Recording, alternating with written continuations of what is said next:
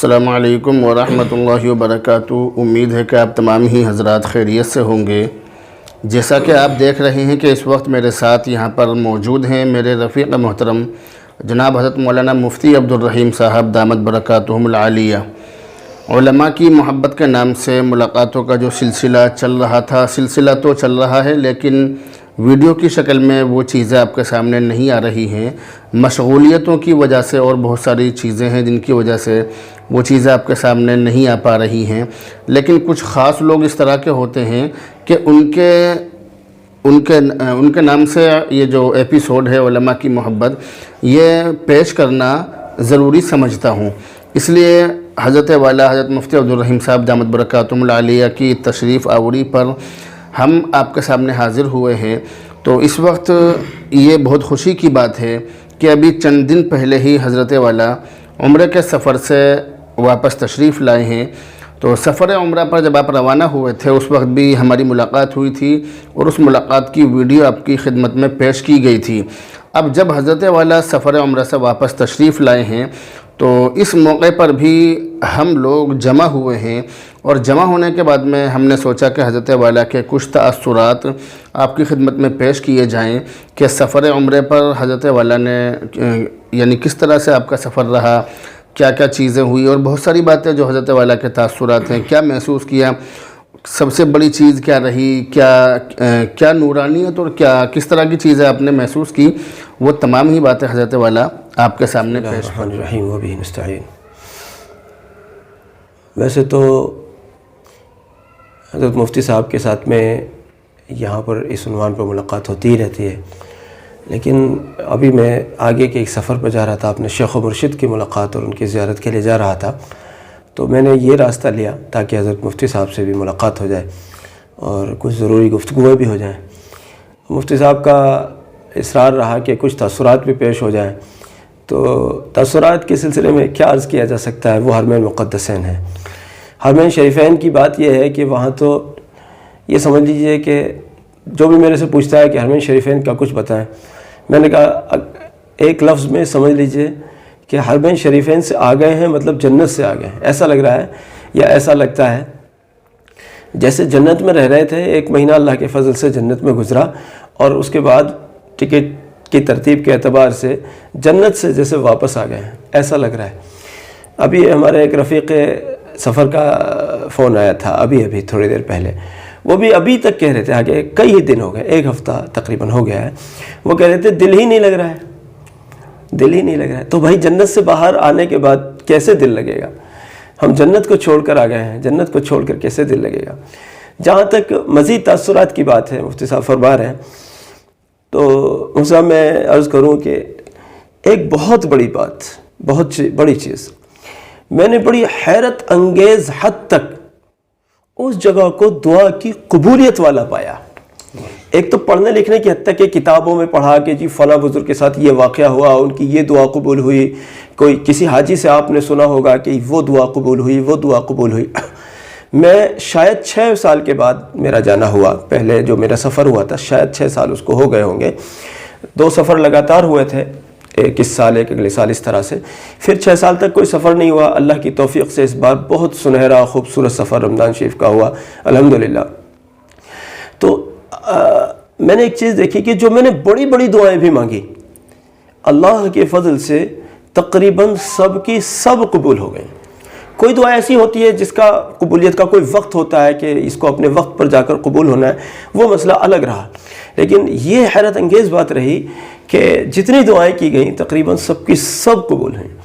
اور مفتی صاحب میں چونکہ یہ طریقہ اختیار کیا کرتا تھا، خصوصاً مدینہ طیبہ کی بات کر رہا ہوں، کہ مدینہ طیبہ میں روضہ اقدس کے جتنا بھی قریب بیٹھ سکتا تھا، جو جگہ ہوتی ہے ادھر آپ آتے ہیں، جو پہلی چھتری جو ہے اندر کے حصے میں، اس کے آس پاس میں جگہ مل جاتی ہے، وہاں ہٹو بچوں زیادہ نہیں تھی، تو میں وہاں بیٹھ کر 2 ڈھائی گھنٹے تک بس دعا کرتا رہتا تھا۔ روضہ اقدس سامنے رہتا تھا اور بیچ میں ایک رکاوٹ رہتی تھی جس کو ہم پار کر کے روضہ اقدس کے قریب تو نہیں جا سکتے تھے، لیکن روضہ اقدس کی ایک حصے کی جالیاں ہمیں دکھائی دے رہی ہوتی تھی۔ میں وہاں بیٹھ کر 2 ڈھائی گھنٹے تک دعائیں کرتا رہتا تھا اور براہ راست جو ہے وہاں درود شریف پڑھتا رہتا تھا. 500-700 مرتبہ درود ناریہ اور دوسرے درود شریف میرے ہو جاتے تھے. اس طرح سے چونکہ میں ظہر پڑھتا تھا وہاں اور عشاء کے آس پاس تک وہاں رہتا تھا, تو اس درمیان میں کئی 100 مرتبہ یا کئی 1000 مرتبہ درود شریف اور 2-2 گھنٹے تک دعائیں کرتا تھا. تو الحمدللہ اس کا صلہ مجھے یہ ملا ہے, اللہ کا فضل ہے کہ میں اتنا زیادہ خوش ہو کر وہاں سے لوٹا ہوں کہ میں نے جتنی بھی دعائیں کی تھیں جو میری بساط سے بڑھ کر بھی تھیں, میں نے وہ بھی دعائیں کی, اللہ نے مجھے مایوس نہیں کیا. یہ بہت بڑی بات, اس سفر کی سب سے بڑی بات مجھے لگتا ہے یہی رہی. باقی صاحب اللہ تعالیٰ معاف فرماوے, اس سرزمین مقدس کی بے حرمتی, کوئی بے ادبی مجھ سے ہوئی ہو, جان بوجھ کر ہوئی ہو یا انجانے میں ہوئی ہو, اللہ تعالیٰ اس کے لیے معاف فرمائے. اور جو بھی تھوڑی بہت جو بھی اچھی کوشش ہو سکی, اللہ تعالیٰ اپنے فضل سے اس کو قبول فرمائے. جو دعائیں میں نے اپنے احباب کے بھی حق میں کی ہیں, اللہ ان کو بھی قبولیت کے اظہار ان پر فرمائے. اللہ قبول تو ہو گئی ہیں, میرا یقین ہے, مجھے یقین اللہ کی ذات پر, جب اتنی ساری ہوئی ہیں قبول تو وہ بھی ہوئی ہوں گی انشاءاللہ, لیکن اللہ ان کی قبولیت کا اظہار بھی فرمائے. اور صاحب ایسا یادگار سفر رہا کہ چونکہ پورا مہینہ الحمدللہ وہیں گزرا, پورا رمضان, عید الفطر بڑی مبارک عید. اگر مجھ سے مناسب سمجھے تو عید کے دن کا ایک واقعہ سناتا ہوں, مختصر سناتا ہوں, کلپ زیادہ لمبی نہیں ہونی چاہیے. کہ میں رات کو 1:45 بجے کے قریب اپنے کمرے سے نکلا حرم شریف جانے کے لیے. خیال یہ تھا کہ ایک طواف کر لوں اور تہجد وہیں ہو جائے اور پھر فجر وہیں ہو جائے اور عید کی نماز بھی وہیں ہو جائے. اب میرے خیال سے پیدل چلتا رہا تو تھوڑا کچھ ذکر اذکار, کچھ کبھی ایک آدھ کلپس بھی بنائی گئیں اور کچھ ذکر وغیرہ تو چلتا ہی رہتا ہے الحمدللہ, درود شریف وغیرہ کا.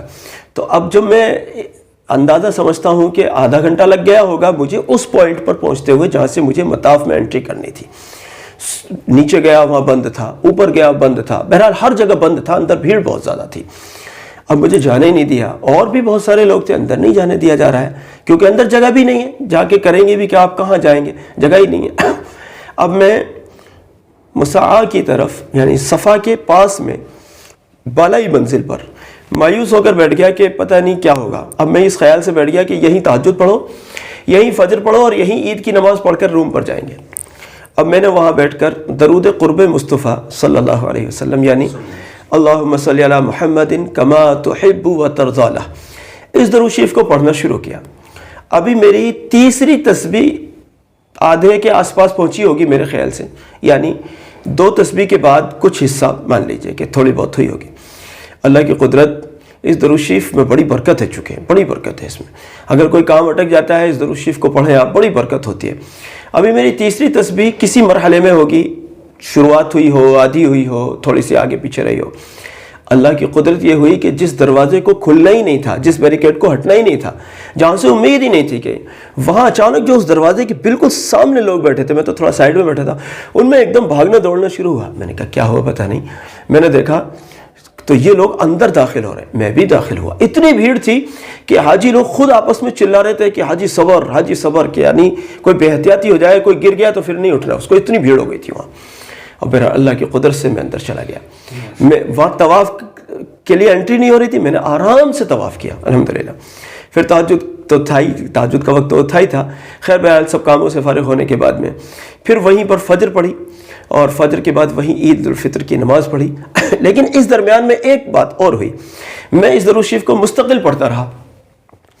اب پولیس والے بار بار آتے تھے, میرے سامنے والوں کو بھی ہٹا دیتے تھے, میرے دائیں ایک آدھ کو چھوڑ کر جو بیٹھے تھے ان کو بھی ہٹایا انہوں نے, میرے بائیں طرف جو ایک آدھ کو چھوڑ کر بیٹھے تھے ان کو بھی ہٹایا. اور جہاں وہ میرے قریب آتے تھے تو وہ پتہ نہیں اللہ کی قدرت سے ان کا رخ بدل جاتا تھا, پتہ نہیں. بس یہ بات تھی کہ میں وہ درود شریف پڑھ رہا تھا, اللہم صلی علی محمد کما تحب و ترضی, یہ درود شریف میں پڑھ رہا تھا. پولیس والے میرے قریب تک آتے تھے ایک آدھ کو چھوڑ کر, اور باقی سب کو ہٹا دیتے تھے، بس میرا ایک آدھ دائیں رہ گیا، ایک آدھ بائیں رہ گیا، باقی سب کو ہٹا دیا، مجھ تک تو پہنچے ہی نہیں۔ البتہ میرے جو فوراً آگے بندہ بیٹھا تھا اس کو بھی ہٹایا انہوں نے، لیکن مجھ تک نہیں پہنچے۔ تو مجھے لگا کہ یہ اس درود شریف کی عجیب برکت، تو مصعب مجھے اس درود شریف کے اس ایک طرح سے معجزاتی قسم کی اس صفت نے بڑا تعجب میں ڈال دیا، اور میرا یقین اس درود شریف کے متعلق بہت زیادہ پیدا ہو گیا۔ الحمدللہ میں موقع بہ موقع، خیر میرے اور بھی درود شریف رہتے ہیں جو میرے ورد میں درود خضری پڑھ رہا ہوں آج کل، اور بھی دوسری چیزیں، دوسری درود شریف بھی میں پڑھتا ہوں۔ تو یہ واقعہ میں نے درود شریف والا اس لیے سنایا ہے تاکہ آپ کو ترغیب ہو۔